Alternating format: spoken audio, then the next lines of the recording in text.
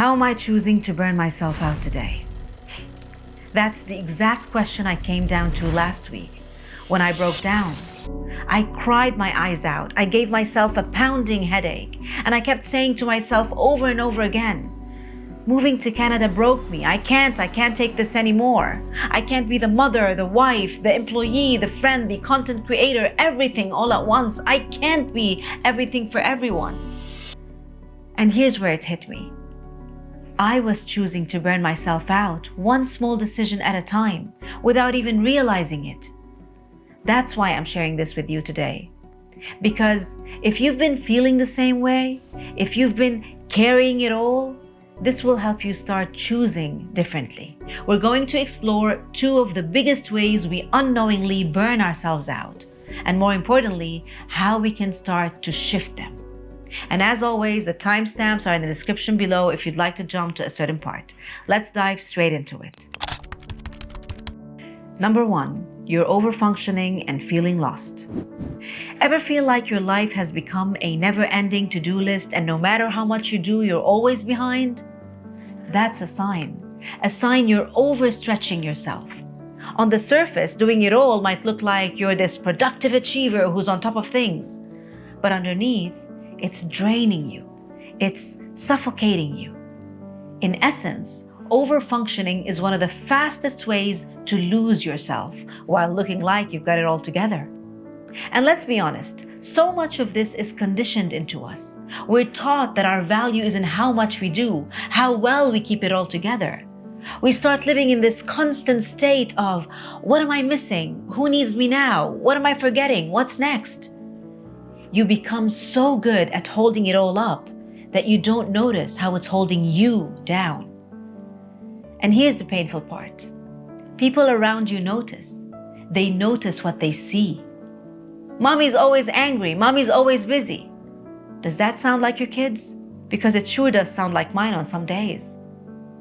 Or maybe at work you make a mistake or something slips through the cracks, and suddenly all the effort and sacrifice you've been pouring in feels invisible in the moment. They see what went wrong. They don't see what's underneath. See, we glorify doing it all, but no one talks about what it costs you to keep doing it. If life feels like a list you can never finish, you're no longer living it. You're just managing it while trying to exist. So, if you want to start shifting away from overfunctioning, here are the only 2 things you need to do today. Number 1, give yourself some grace. Please do. And number 2, give yourself permission to drop it. And here's how it goes. First, write everything down, all the things battling for your attention right now. Get them out of your head and onto something visible. Then, ask yourself, what's the worst that can happen if I don't do this today? What can wait? What can I drop? And then, drop it. And you know what you'll find? You'll find that the world will keep spinning, and that it's okay for the kids to eat takeout food for some days, or for some meetings or plans to get postponed or canceled, or even for that laundry to sit longer unfolded. The more you start practicing this, the more space you create to actually live your life. Number 2, shortcutting your life emotionally and socially. Another trap we fall into when we're stretched thin is shortcutting our life. And this happens both emotionally and socially. On the inside, we get used to shortcutting our feelings. We patch over our emotions. You know those days when you wake up and you're not really okay, but you don't have the time to deal with it, so you just give yourself a pep talk? Come on, you've got this. Just power through. Put on a smile. And sure, sometimes that works. But over time, it creates this brutal cycle. Powering through, crashing, powering through again, and crashing deeper. And you wonder why you feel down or depressed more often. Because you're running on empty, physically, mentally, and emotionally.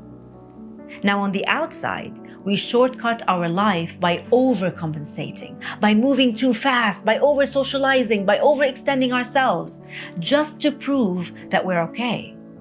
Or we shortcut life by cutting ourselves out, We isolate completely. We shut down because we're too drained to face anyone, sometimes even the people we love the most. But what we forget is you can't create stability from a life built on shortcuts. We cycle between high days and low days because we're pushing through without pausing or processing, fearing that if we stop, we'll fall behind, or that we'll have to face what we've been suppressing. It's a push and a pull, and a sign that you're trying to bandage your overwhelm instead of tending to it. So what can you do to break the shortcut cycle you're living in? Number 1, don't try to fix it all at once. That will only overwhelm you more. The secret is to focus on today, not tomorrow, not this week, not forever, just today. Check with yourself. What do I need to tend to today? What part of me, emotion, body, mood, needs my attention today?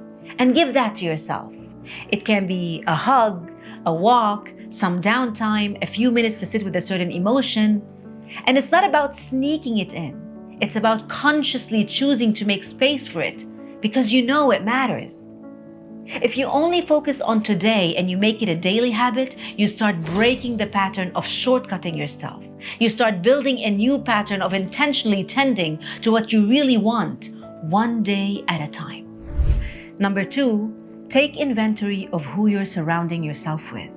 Who do you feel safe with? Who drains you? Who makes you feel like you have to perform? And who nurtures you? Because many of us do it alone. We talk it through in our head, we self-heal, we process on our own, and we get ourselves out of it. I'm one of those people. But here's what I've learned. There is nothing more powerful than to feel witnessed, to feel heard, to feel seen, to feel supported by someone holding space for you other than yourself.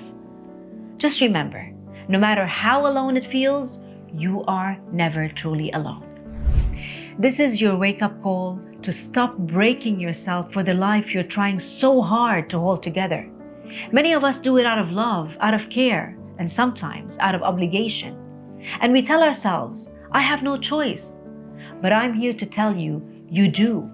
Every time you say, I have no choice, that becomes your choice. I know life is full, you have responsibilities, but inside the 24 hours or the 12 or so hours you are awake, you can't not have 10 minutes to make a better choice, to choose you, 10 minutes to pause, to ask, what can I drop to avoid overfunctioning?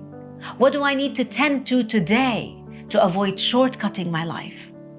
Or ultimately, the question you might have to face would be, how am I choosing to burn myself out? You've probably heard the saying, you can't pour from an empty cup. But what if you can't even find your cup?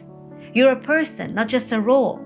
And the more you choose you, the more grounded you become, less reactive, less resentful, more present for yourself and for the people who matter most. And that's when life starts to feel lighter. You come back to yourself, one choice, one day, one moment at a time. If this resonated with you, I appreciate your support of my channel. Like, subscribe, comment, and share the love. And always remember, you've got this. I'll see you in the next one. Ciao.